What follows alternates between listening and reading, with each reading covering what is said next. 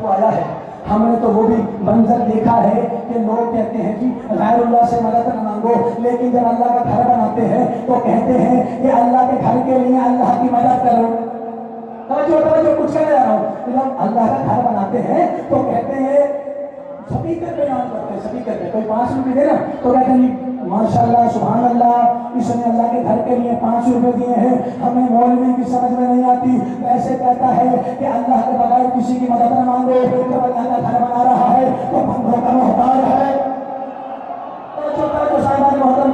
میں بہت تیزی سے سمجھ رہا ہوں، جب اللہ کا گھر بناتا ہے ہمیں سمجھ میں نہیں آتی، کہتا ہے کہ علی سے مدد نہ مانگو۔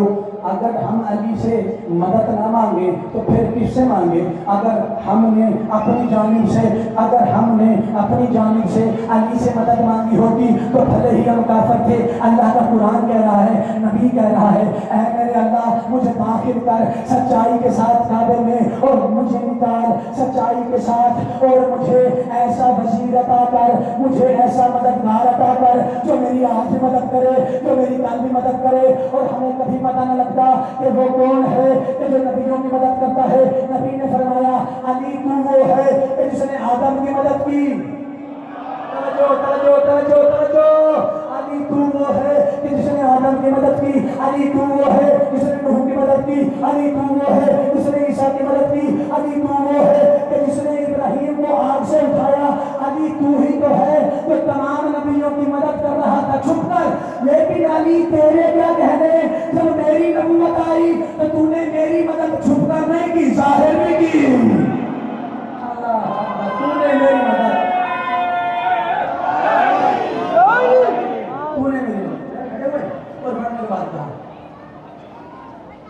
رسول اللہ رسول فرما کے گئے تھے کہ جس نے اللہ کی نصرت کرنی ہو وہ میرے حسین کی نصرت کرے، تو کیا اس نے اللہ کی نصرت کی؟ اللہ کی مولا جانا ہے چلے جاؤ، جو کہتا نہیں مولا ہاں نہیں میں ہاں پہ زہیر نے ایک لفظ کا کہتا ہے مولا اگر اللہ مجھے 70,000 مرتبہ بھی زندہ کرے اور 70,000 مرتبہ یہ مجھے جلا کے میری رات کو اڑا دے۔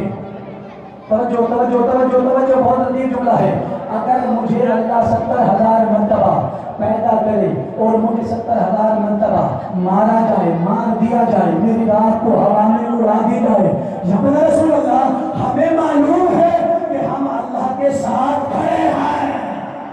اللہ اکبر، ہمیں معلوم ہے کہ ہم اللہ کے ساتھ کھڑے ہیں، اللہ کے ساتھ کھڑے ہیں۔ 9 محرم کی رات کو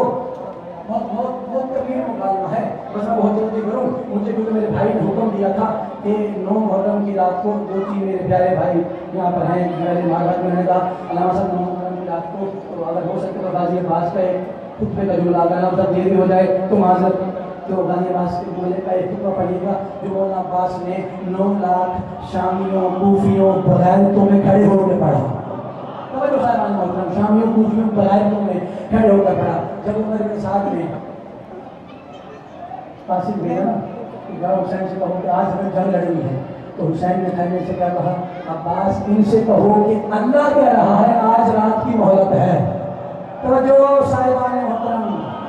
توجہ صاحبان محترم، حسین نے فرمایا کہ ان سے کہو کہ اس کا حکم ہے، حسین نے جنگ نہیں کرنی، آج رات کی مہلت دو۔ حسین نے یہ ایک رات کی مہلت کیوں دی؟ کیونکہ حسین دیکھ رہے تھے اس میں کوئی تھا جس نے حسین کی جانب آنا تھا۔ اللہ اکبر،